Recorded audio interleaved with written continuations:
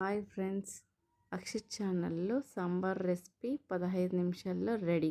ఒక్క ఇంగ్రీడియంట్ వేసుకుంటే taste double. చివరి దాకా చూడండి, సీక్రెట్ చెప్తాను.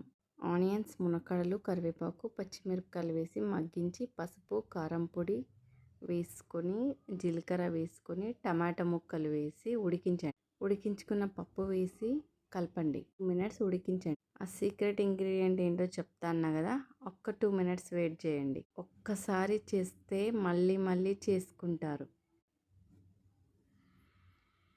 వాటర్ పోసి సాల్ట్ వేసుకొని కలపండి. కాసేపు ఉడికించండి. ఇంగువ వేసుకొని కలిపాక కాసేపు ఆగి కొత్తిమీర చల్లుకోండి. తర్వాత చింతపండు వేసుకొని కలిపి ఒక 5 మినిట్స్ ఉడికించండి. Sambar recipe ready. సీక్రెట్ ఏంటంటే ఇంగువ. Bye friends.